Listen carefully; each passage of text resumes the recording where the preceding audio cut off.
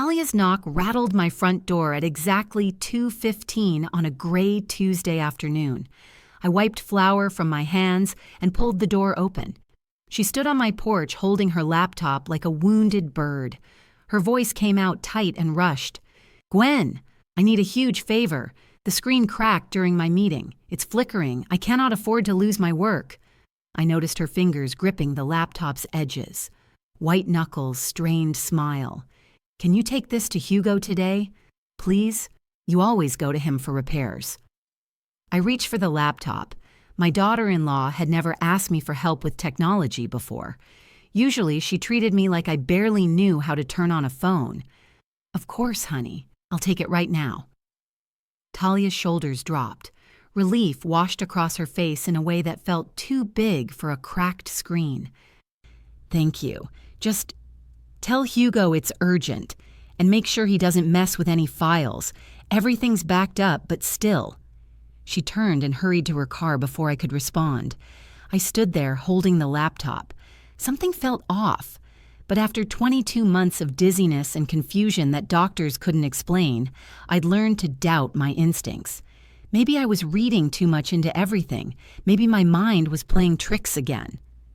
An hour and a half later, I sat at Hugo Castellano's repair counter on Charles Street. Fluorescent lights hummed overhead. The shop smelled like solder and old coffee. Hugo had fixed every device our family owned for the past decade. He'd been a Baltimore cop before retiring into electronics repair. I trusted him completely. He took Talia's laptop and booted it up. His fingers moved across the keyboard with practiced efficiency. Then his breathing changed.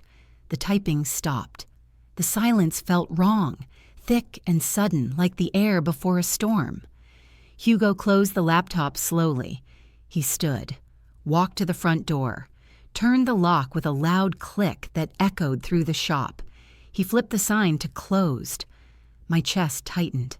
"Hugo, what's—" His voice dropped to barely above a whisper. "Mrs. Hollis, don't go home. Call the police right now." The words didn't make sense. I stared at him. "What did you see? What is this?" Hugo opened the laptop just enough for me to see the screen. A messaging app. A thread between two names, Talia and Warren. My daughter-in-law. My son. The visible line made my stomach drop. Thanksgiving dinner. Once her decline is documented, we move to the final phase. The life insurance policies are already in place. Her symptoms are getting worse right on schedule. 2.9 Maynard total. I read it 3 times. The words refused to change. Hugo's voice stayed low and urgent. "This is a murder plan, ma'am. Your murder plan." My hands started shaking. I grabbed the edge of the counter. "My son, Warren he's in these messages?" "Yes, ma'am. Multiple messages. Going back months, maybe longer." The shop lights suddenly felt too bright. My ears rang. 22 months of dizziness rushed back into my mind. The confusion, the forgotten names, the way Warren kept telling doctors I was slipping, the way Talia started bringing Sunday dinners right when it all began. Thanksgiving was 10 days away. If you're already hooked, hit that subscribe button now. This story gets darker than you think. If you're still not subscribing, tell me in the comments. What's holding you back? Hugo led me to the back room. His movements were calm and methodical, old police training surfacing. "Sit down, Mrs. Hollis. I'm calling someone I trust at the department." He pulled out his phone while I stared at the laptop screen. My vision blurred. I blinked hard to focus. More message previews scrolled across the messaging app.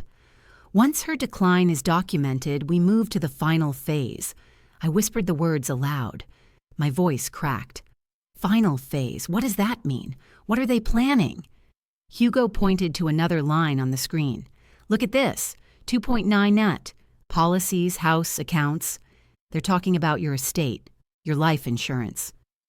My throat closed. I forced myself to breathe. "I don't understand. Warren's my son. He wouldn't—" "Mrs. Hollis." Hugo's voice stayed steady. "How long have you been feeling sick?" The question landed like a punch. Since Since January of last year, 22 months, dizziness, confusion, memory problems, but the doctors keep saying my tests are normal. Hugo's jaw tightened. And when did your son start saying you needed help managing things, finances, medical decisions? My stomach dropped again, harder this time.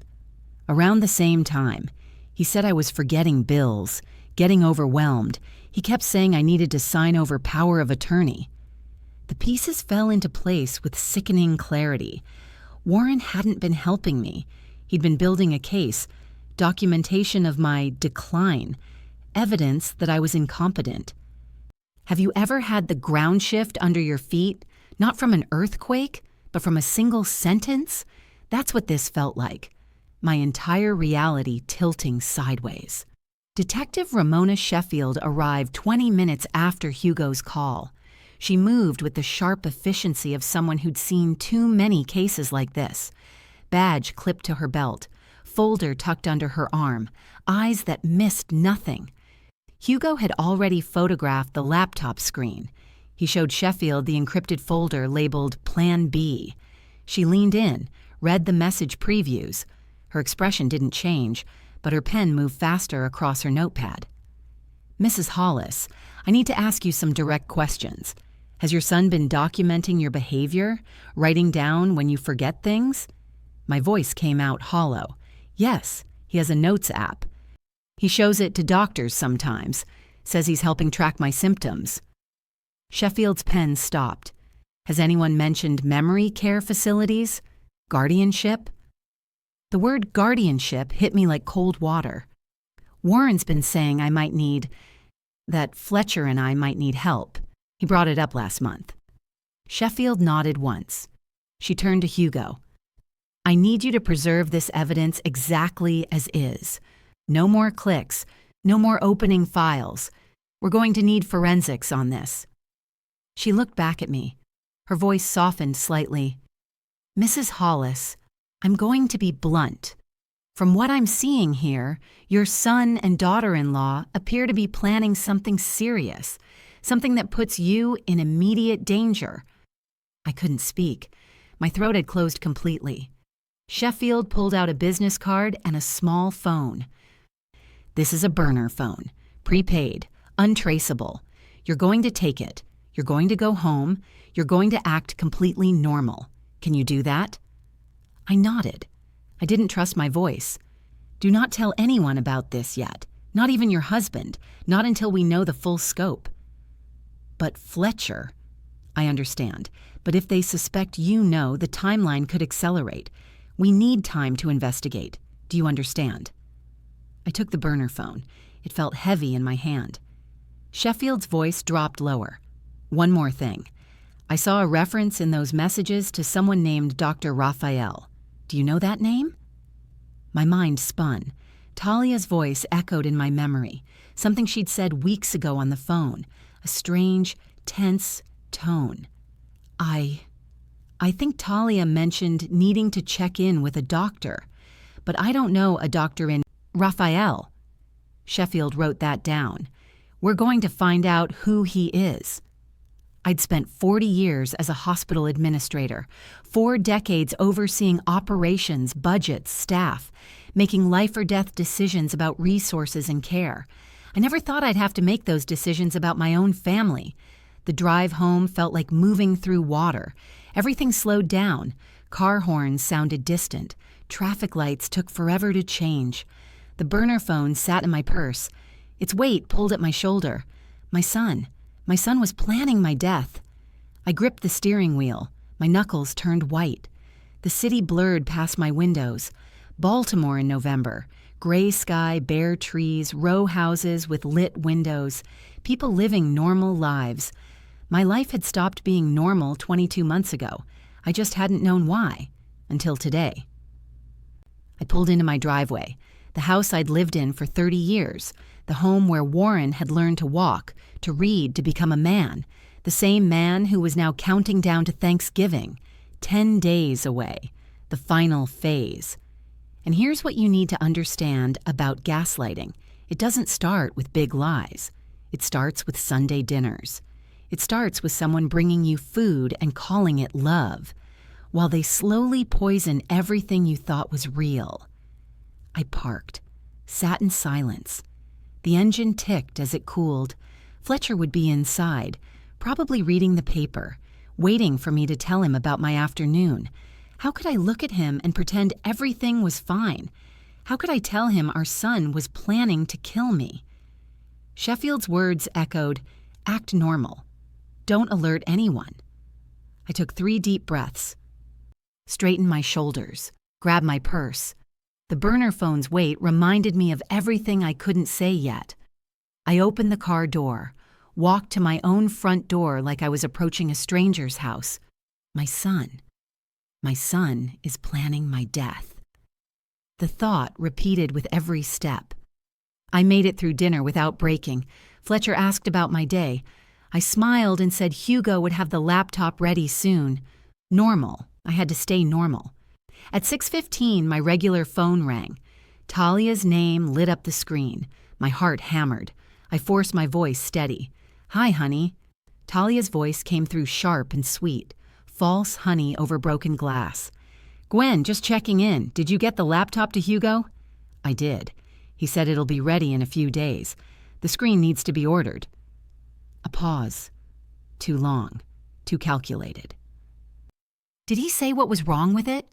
I mean, besides the crack?" I heard it now. The probing. The careful testing to see if I knew anything. "Just the screen, honey. He'll call when it's ready." Another pause. Talia's voice shifted, just slightly. The sweetness thinned.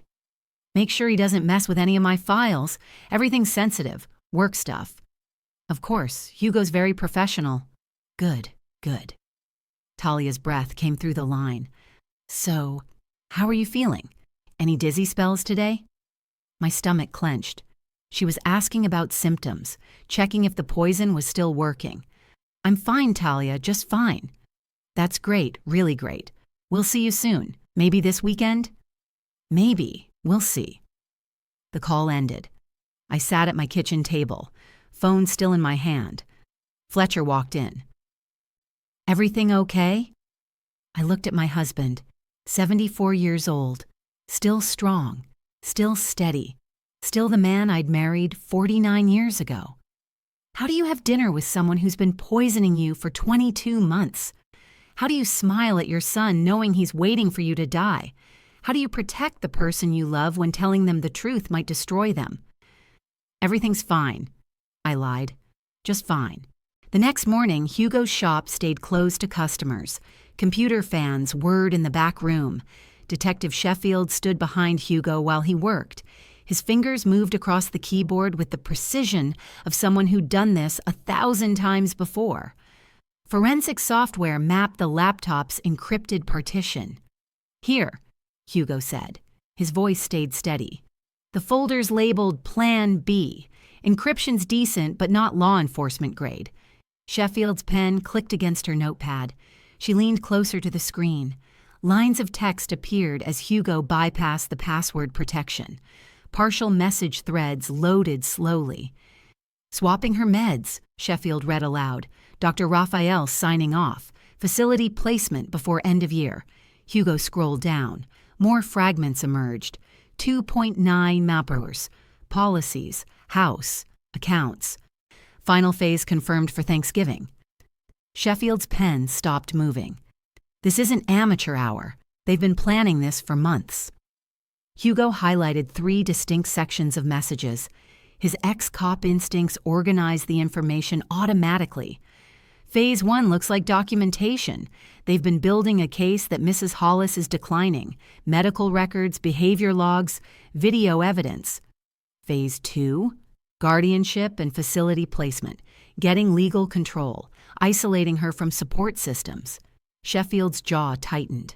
And Phase 3? That's the one they keep calling final phase.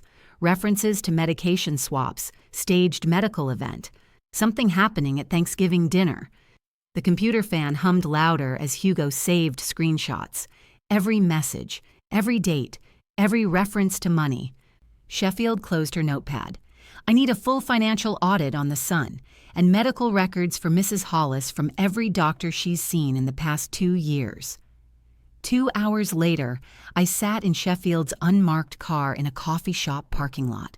My hands shook as I held the burner phone.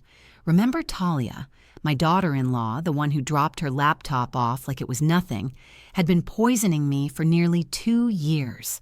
Sheffield set a folder on the dashboard. Papers rustled as she opened it. Mrs. Hollis, I'm going to walk you through what we've found. Some of this will be hard to hear. My throat felt tight. I nodded. Phase 1 started in January 2023. Your son has been documenting your decline for 22 months. Every stumble, every repeated question, every time you forgot a name. Her words hit like physical blows. But I'm not declining. The doctors said my tests were normal. The doctors Warren chose. Sheffield's voice stayed calm but firm. We're looking into that now. She pulled out printed screenshots, message threads between Talia and Warren. Phase 2 is guardianship and facility placement. They have paperwork drafted, a memory care facility already selected. They're waiting for the right moment to file. My chest constricted. Phase 3 is what we're most concerned about. The messages reference a staged medical event during Thanksgiving, something that will look natural, something that won't raise questions. When does concern become control? When does help become a weapon? I stared at the screenshots, my son's name next to messages about my death. What do I do? Sheffield set down her coffee cup. The sound echoed in the small car. We're ordering a full financial audit. I want to see every account Warren has access to, every transaction, every dollar. You think he's been stealing? I think Phase 1 required resources. Falsified medical records aren't free, and that 2.9 million figure keeps coming up. My hands clenched into fists. How long do we have? Thanksgiving is 8 days away. That's their timeline. That afternoon, I sat alone in my home office. Fletcher had gone to pick up prescriptions. I needed to see for myself. My calendar sat open on the desk. Months of entries stared back at me. I started in January 2023. The first bad day happened January 15th, a Sunday. Sunday dinner with Talia and Warren. I flipped forward. February 12th. Another bad day. Another Sunday. March 19th. Sunday. The pattern repeated 22 times. Every single episode followed Sunday dinner. My mouse clicked to the family tablet Warren had left at our house last week. He'd logged into his notes app and never logged out. I opened it. The entries made my stomach turn. March 3rd, 2023. Mom forgot neighbor's name today. Asked me twice what day it was. April 10th, 2023. Left stove on twice this week. Dad had to turn it off both times. May 22, 2023. Can't remember basic financial passwords. Getting worse.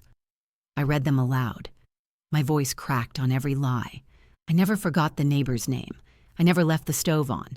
Fletcher never turned off any stove. Warren had fabricated everything. Lies. Every entry. Lies built on 22 months of poisoning. The next morning, Sheffield's office smelled like burnt coffee and paper. Spreadsheets covered her desk. She pointed to highlighted numbers. Financial forensics came back fast. Your son has been siphoning money since January 2023, between $500 and $1,200 monthly. The numbers blurred. I blinked hard. Total theft, $47,000. My voice came out hollow, and I gave him power of attorney to help with bills when Fletcher had his hip surgery. Sheffield nodded grimly. He's also opened 3 credit cards in your name. March 2023. Use them to cover debts, gambling debts, Talia's gambling debts. She slid another paper across the desk. Changed mailing addresses on your investment accounts to a P.O. box in May 2023. You never saw the statements. My hands gripped the edge of her desk. Every transaction lines up with the message timeline. This wasn't impulsive. This was systematic. Sheffield pointed to a credit card charge. This one's interesting. March 28, 2023. Payment to R. Raphael, MD, $2,500, first of several. The name from the messages. Dr. Raphael. Who is he? Neurologist. According to records, he's been treating you since March 2023. My heart stopped. I've never met a Dr. Raphael. Sheffield's expression hardened. Exactly. 3 days later, Warren showed up at our house unannounced. His knock came at 6 in the evening. Fletcher opened the door. I heard Warren's voice from the kitchen. Bright, cheerful, false. "Hey, Dad, just wanted to stop by and check on you guys." He carried a folder. Printed papers stuck out from the edges. "If someone in your family starts documenting your mistakes, pay attention. That's not love. That's evidence gathering." I walked into the living room. Warren smiled when he saw me. "Mom, you're looking good. How are you feeling?" His voice had that edge I recognize now. The concern that wasn't concern. The care that was really surveillance. "I'm fine, honey." Warren set the folder on our coffee table. Papers spilled out. A medical checklist. Financial forms. "I've been thinking you and Dad might need some help managing things. Finances, medical appointments. It's a lot to keep track of." Fletcher's voice stayed defensive. "Your mother is fine. We're managing just fine." Warren turned to him. His tone shifted, harder beneath the softness. "Dad, she forgot your doctor's appointment last week." "I never made that appointment." "He's inventing it." I forced my voice steady. "Warren, we're really okay. We don't need help right now." His smile tightened. "Mom, if you keep refusing help, you're going to hurt yourself or Dad. We're not going to stand by and watch that happen." The threat landed perfectly, disguised as love, delivered with conviction. Fletcher's confusion showed in his silence. He looked at me. Uncertainty flickered across his response. I performed normalcy, smiled, poured tea I didn't drink. Warren stayed for 30 minutes. Every word felt like a test, every question probed for weakness. When he finally left, the folder remained on our coffee table, a reminder of what was coming. That night, I couldn't hold it anymore. Fletcher deserved to know. We sat on our bed at 10:30, the house quiet around us. I pulled out the burner phone, showed him the screenshots Sheffield had sent. Fletcher's hands shook as he scrolled through the messages. His breathing changed. His voice, when it came, sounded broken. "That's our son, our boy. How could he—" The words died in his throat. I took the phone back, set it down between us. "I don't know, but we survive this first, understand later." Fletcher's voice cracked. "He's planning to kill you." "Yes, and we're just sitting here, acting normal?" "Sheffield needs time, evidence, a case that will hold up." In 49 years of marriage, I'd never kept a secret from Fletcher, until the day I learned our son was trying to kill me. Fletcher stood, paced, his fists clenched and unclenched. "I want to confront him. Right now, I want to—" "No." My voice cut through his rage. "If he knows we know, the timeline accelerates. Sheffield said that. We have 8 days until Thanksgiving. 8 days to build a case." Fletcher sat back down. The bed creaked under his weight. "So we just pretend? We survive." Bed sheets rustled as he reached for my hand. His grip felt like an anchor. "I won't let them hurt you." "I know." Outside our window, Baltimore settled into night. Normal people living normal lives. Ours had stopped being normal 22 months ago. Now we finally knew why. The next afternoon, Sheffield's office smelled like stale coffee and stress. Medical files covered her desk in 2 distinct piles. She tapped the left pile with her pen. "These are your primary care physician's notes. Dr. Morrison, your regular doctor for 15 years. I nodded. Sheffield read aloud. March 2023. Patient reports occasional forgetfulness within normal range for age. Cognitive function intact. June 2023. Mild age-appropriate memory concerns. No intervention needed. September 2023. Patient alert and oriented. No significant decline observed. She moved her pen to the right pile. Her voice hardened. These are Dr. Raphael's neurologist notes, same time frame. The air in the office felt heavier. March 2023. Patient presents with progressive cognitive decline, significant disorientation. Recommend immediate neurological intervention. June 2023. Episodes of severe confusion increasing in frequency. Patient unable to manage basic daily tasks. September 2023. Cognitive deterioration accelerating. Recommend guardianship evaluation. My hands gripped the edge of her desk. Dr. Raphael's notes date back to March 2023. You ever see this man? My throat closed. I forced the words out. Warren said he was reviewing my medical history remotely for insurance purposes. I never questioned it. Sheffield's pen tapped twice. Sharp, deliberate. Because there was nothing to question. Your son told you a doctor was reviewing records. You trusted him. Remember Warren, my son, the one I taught to ride a bicycle, was now threatening to have me declared incompetent. Sheffield pulled out another document. Dr.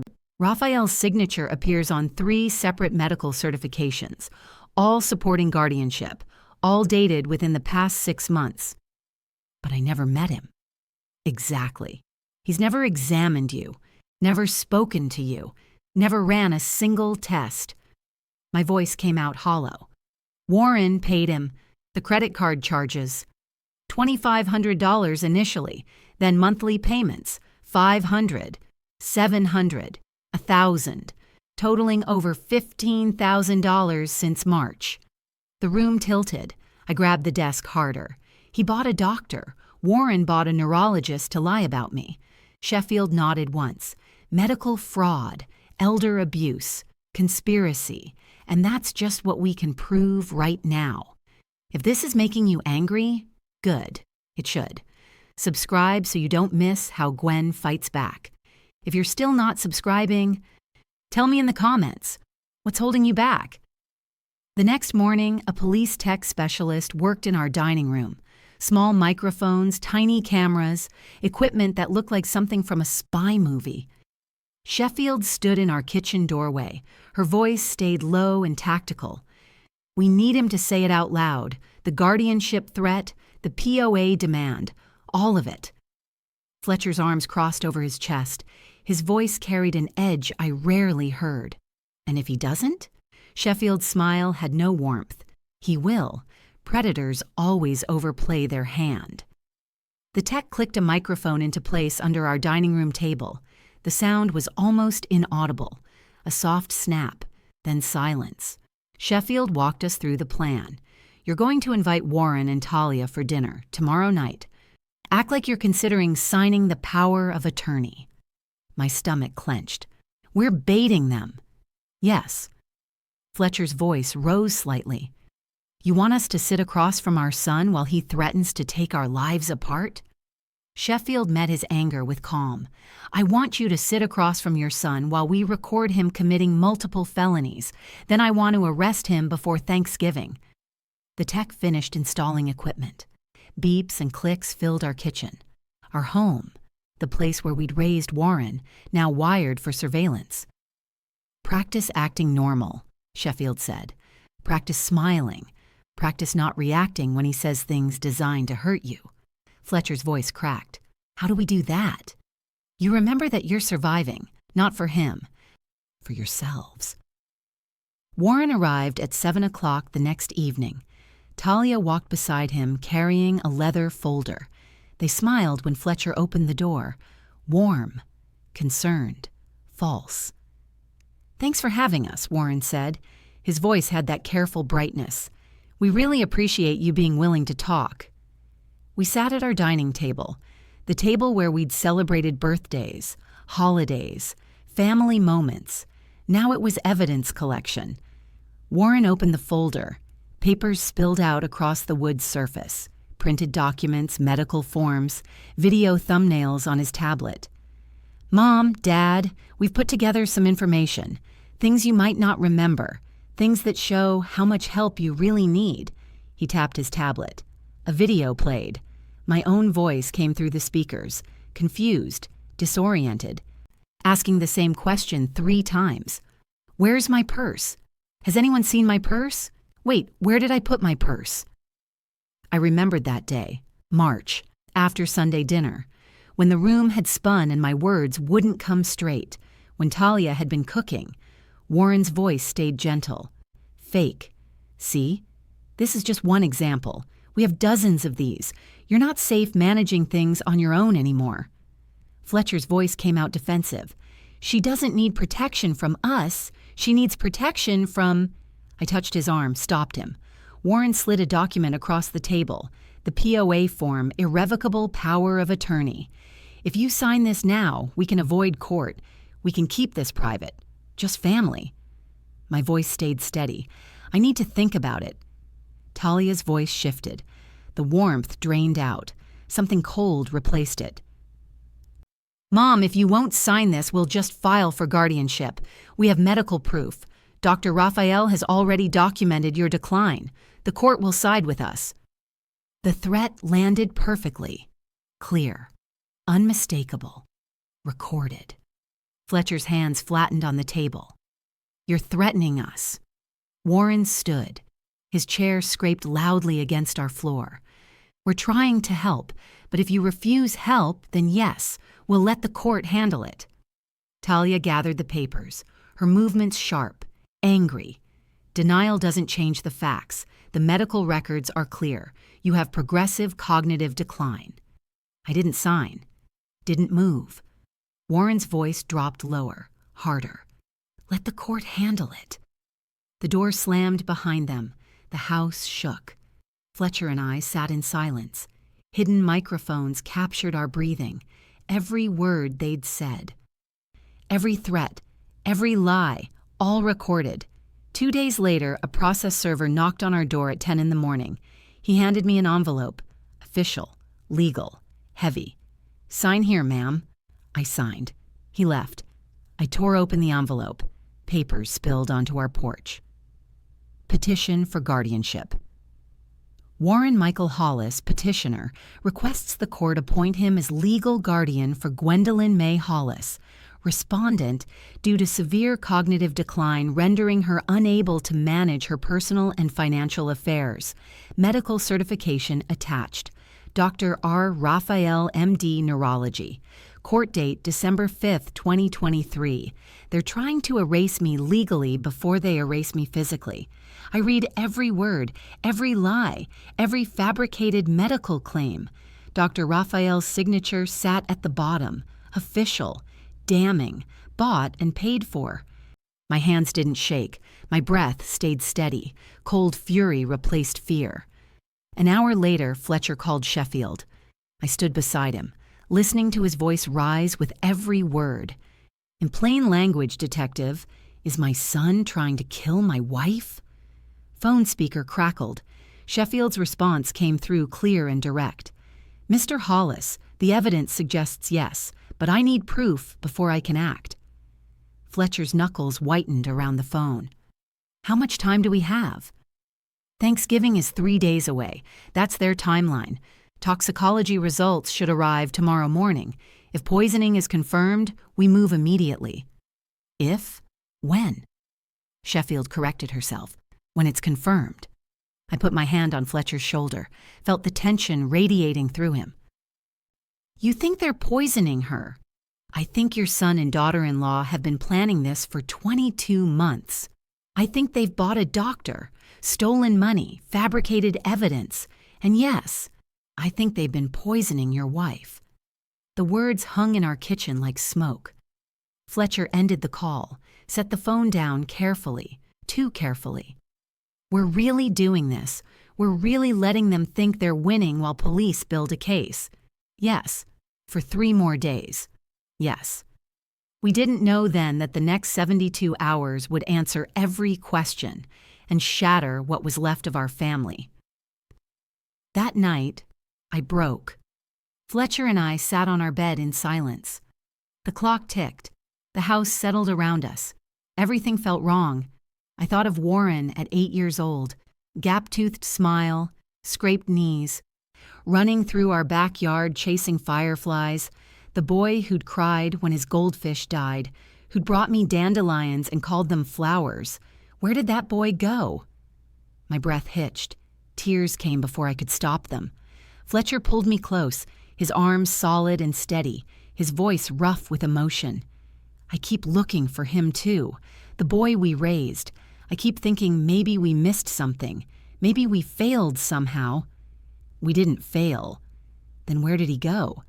I don't know. But the man he is now, that man is trying to kill you. The truth sat between us, undeniable. I pulled back, wiped my face. My voice came out stronger than I felt. Then we make sure he fails. Fletcher's voice matched mine. How? We survive. We let Sheffield do her job. We stay alive long enough to watch him arrested. And Talia? Her too. Both of them. Every single person who thought they could take my life and call it mercy. 40 years in healthcare taught me that survival isn't passive. You don't wait for the disease to finish. You fight. Fletcher kissed my forehead. The bedside clock ticked toward midnight. 3 days until Thanksgiving. 3 days until their final phase. 3 days to make sure we were still standing when it all came crashing down. Sheffield's call came at 9:15 the next morning. Her voice cut through the speakerphone sharp and clinical. "Mrs. Hollis, Mr. Hollis, I have your toxicology results. You both need to sit down." Fletcher and I were already sitting. My hands gripped the arm of our couch. "Go ahead, detective." "Mrs. Hollis, you've been poisoned. Oleander extract administered in small doses over 22 months. Your blood shows chronic exposure to cardiac glycosides." The room tilted. Fletcher's hand found mine. Sheffield continued. Her voice stayed steady even as the words destroyed everything. "Hair sample analysis confirms poisoning started January 2023. The confusion, the dizziness, the memory lapses, all symptoms of cardiac glycoside poisoning, not cognitive decline." My voice came out cracked and raw. 22 months. She's been killing me for nearly 2 years. "Yes, ma'am." Fletcher's fist hit the coffee table. The sound echoed through our living room. How do you process that someone you fed, someone you loved, has been feeding you poison?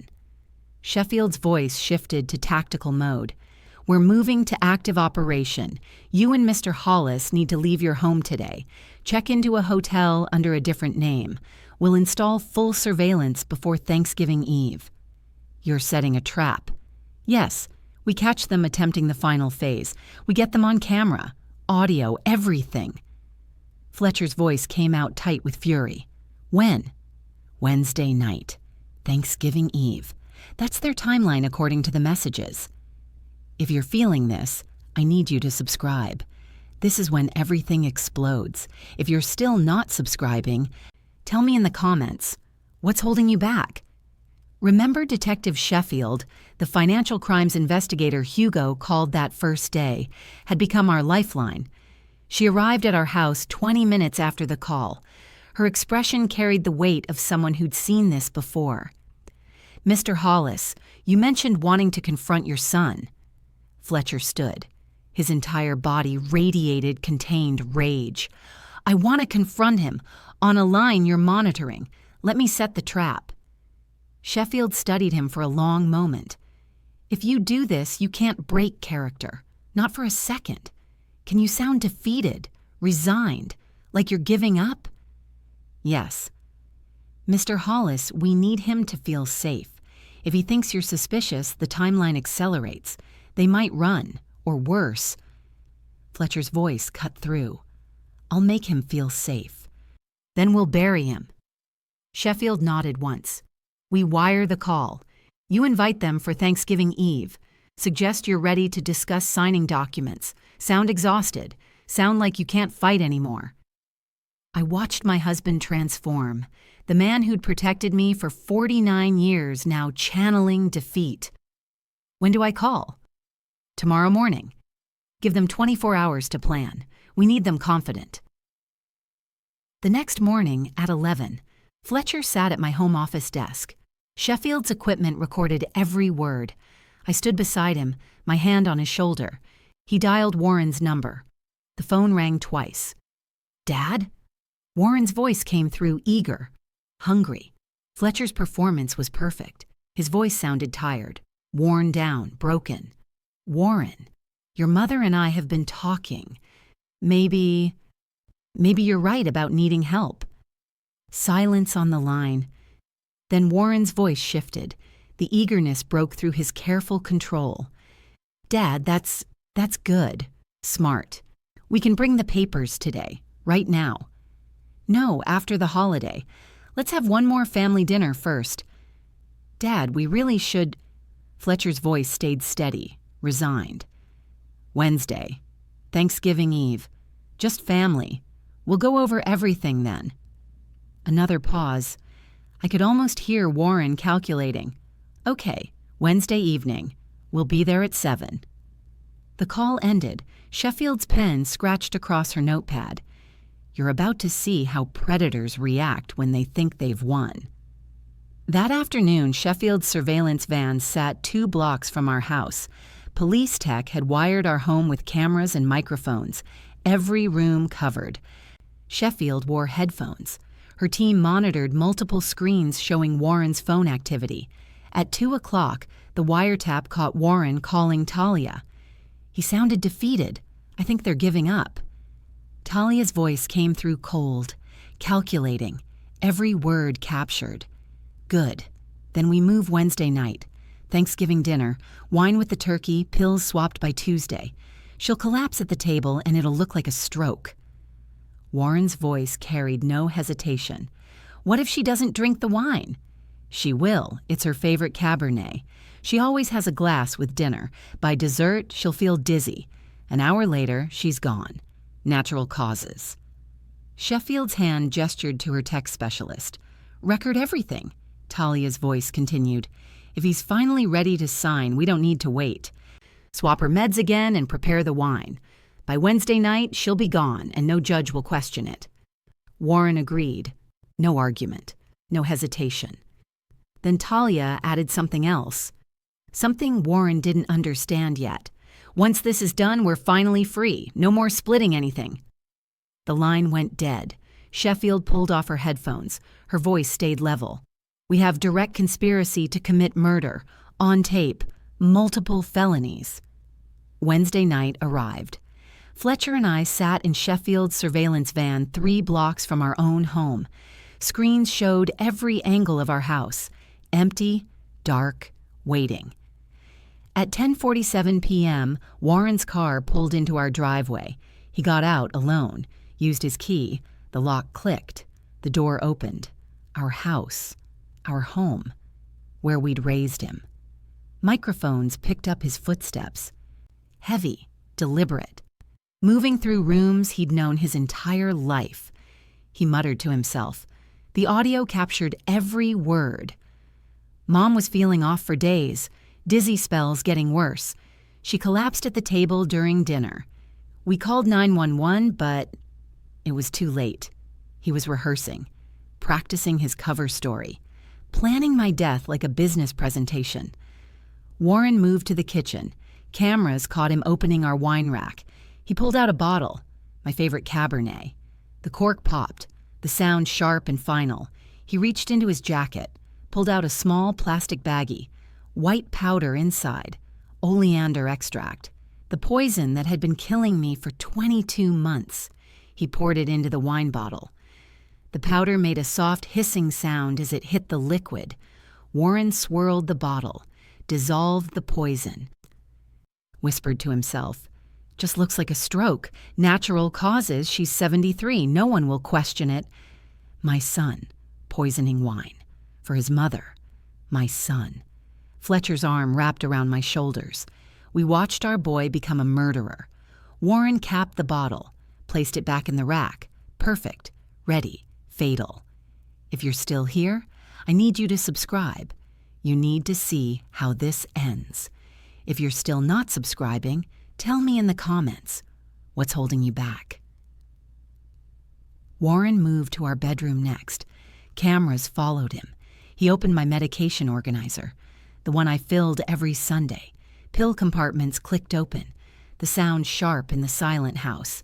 He removed my blood pressure medication, poured the pills into his hand, dropped them into a plastic baggie.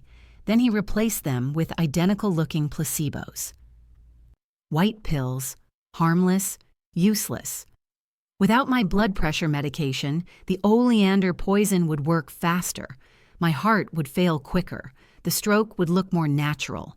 Every sound captured. Every criminal act documented. Pills rattled. Plastic crinkled. Warren's breathing stayed steady and controlled. He had no idea that every sound he made was being recorded, that his freedom had 8 minutes left. Warren stopped in the dining room on his way out, planted a small listening device under our table.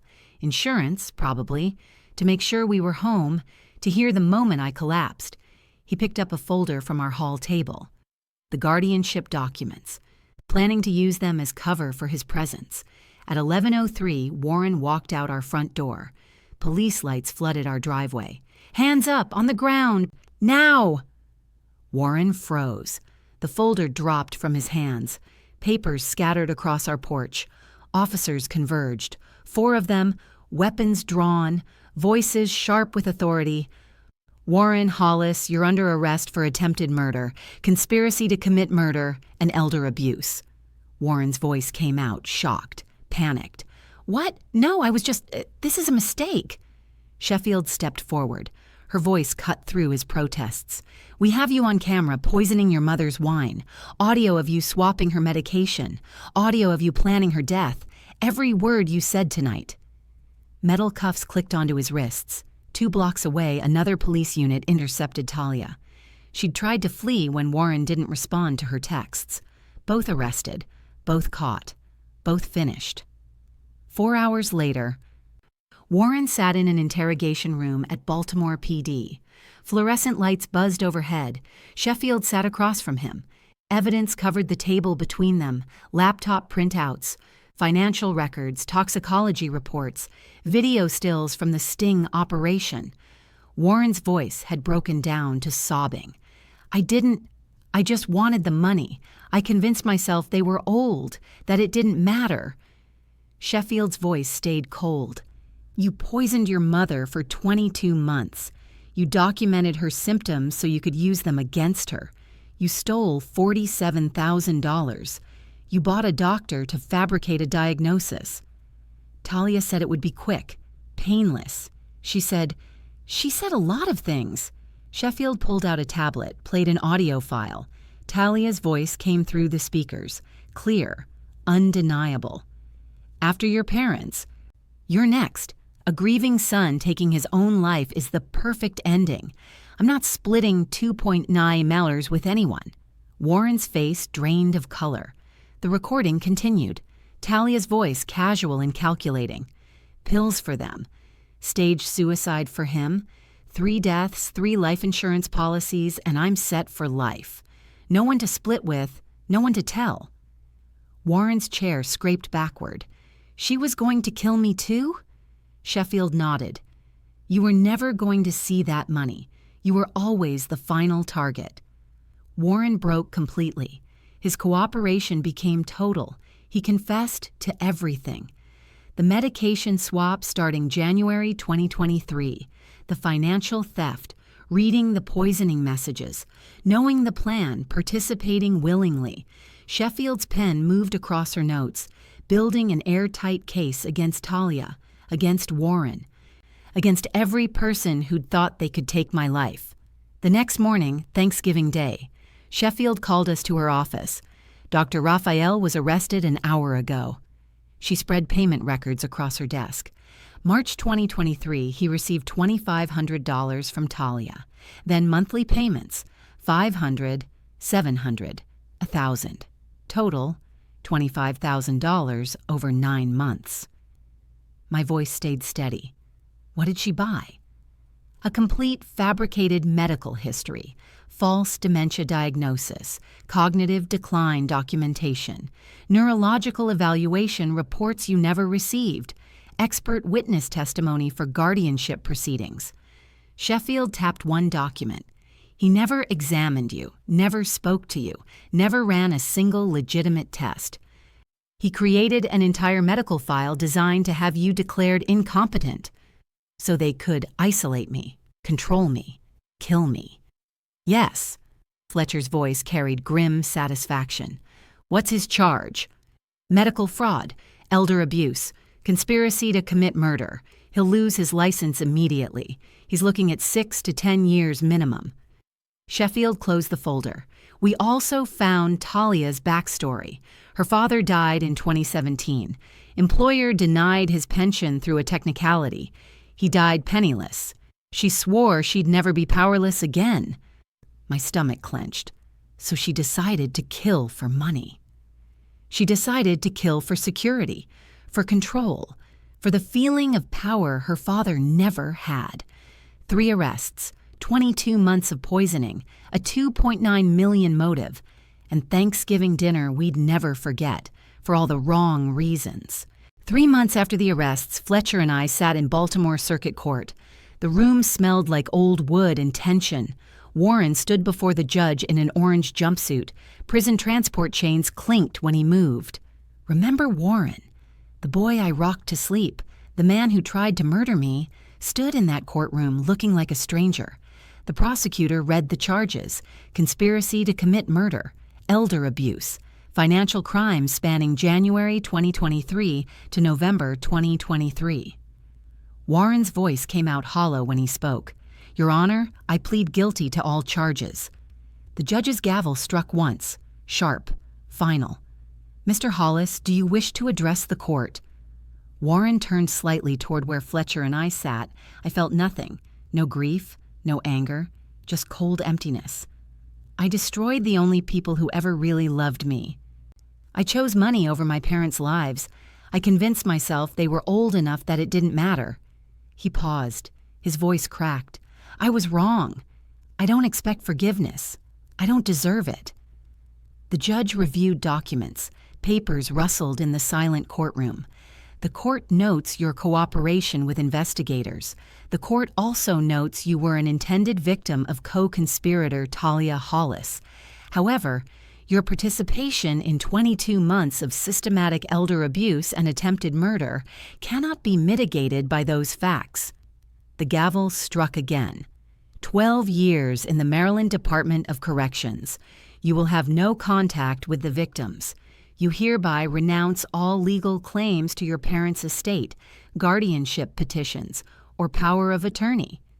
Warren's lawyer signed documents. The chains clinked again as officers led him away. Fletcher's hand found mine. Later, in the courthouse parking lot, he asked the question I'd been avoiding. Do you feel anything? Seeing him sentenced? My answer came out honest and cold. That's not my son anymore. I don't know who that man is. Talia's trial began in April 2024. It lasted 8 weeks. Every day felt like reliving the poisoning. The prosecution built their case methodically. Laptop messages, financial records, toxicology reports showing 22 months of oleander exposure, video footage of Warren poisoning wine. Fletcher testified in late May. His voice stayed steady, but I heard the shame beneath it. I almost believed my wife was declining. I'm ashamed I doubted her. But when someone you trust says it over and over, when it's your son saying it, you start to question your own reality. The prosecutor asked him to elaborate. Talia would mention Gwen's forgetfulness. Warren would show me his notes, video clips, medical reports. It built into this narrative that felt true because it came from family. When did you realize it was false? When Detective Sheffield showed us the laptop messages. When toxicology proved my wife had been poisoned for nearly 2 years. In June, I delivered my victim impact statement. The courtroom went silent when I stood. I won't pretend to forgive people who poisoned me for nearly 2 years and tried to kill me. Forgiveness is not what I'm here for. My priority is not their redemption. It's my safety and peace. I looked directly at Talia. Her jaw clenched, but she said nothing. For 22 months, I thought my mind was failing. I thought I was losing myself. Every dizzy spell, every moment of confusion, every time I forgot a word, I believed I was disappearing. My voice stayed steady. But I wasn't disappearing. I was being erased, systematically, deliberately, by people who called it love. The jury deliberated for 4 hours, guilty on all counts. The judge's sentencing statement hit every point. Ms. Hollis, you didn't just attempt murder. You tortured this woman psychologically while poisoning her physically. You fabricated medical evidence. You weaponized the healthcare system. You planned to kill 3 people for money. The gavel struck. Life without the possibility of parole. Talia's silent fury radiated across the courtroom. But she had no words left, no lies, no manipulation. The judge addressed the guardianship petition next. This petition is dismissed with prejudice. It was grounded in deceit and criminal manipulation spanning nearly 2 years. It will never be refiled. Dr. Raphael received his sentence in the same hearing, 6 years. Medical license permanently revoked. Justice isn't healing. It's just the end of the bleeding. In August, Hugo helped us move into a smaller condo in Fells Point. Moving boxes thumped against walls. His drill whirred as he mounted shelves. Harbor seagulls cried outside our new windows. The view showed Baltimore's waterfront, boats, tourists, normal life. We sold the house where our son tried to kill us. Some memories you can't live with. You just survive them and move on. Hugo finished installing our Wi-Fi router. He grinned. Okay, new place means new password. What do you want? I didn't hesitate. Survivor 2024. Fletcher's voice carried mild protest. That's too obvious. Anyone could guess it. I don't care. It's the truth. Hugo laughed, his voice warm and genuine. Plan A. No more murder plots. That's what I'm calling this setup. We toasted with coffee. I couldn't drink wine anymore. The smell alone made my stomach turn. Hugo raised his mug. To new beginnings. To surviving what shouldn't be survivable. Coffee mugs clinked together, the sound simple and pure. I stood at the window. Watch boats move across the harbor. We're still here. They didn't win. Fletcher joined me, his arm around my shoulders. No, they didn't. In October. I spoke at my first elder abuse support group. The community center smelled like coffee and old carpet. Folding chairs creaked when people shifted. 23 attendees, most over 60, all carrying their own stories of betrayal. I told mine plainly, no drama, just facts. Talia's laptop, the poisoning, Warren's complicity, the sting operation, the arrests. Guardianship threats can be weaponized.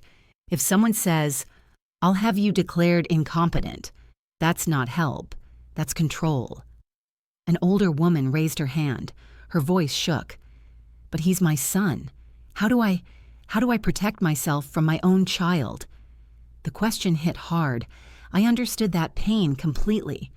I understand it was my son too. But your safety comes first. Document everything. Trust your gut.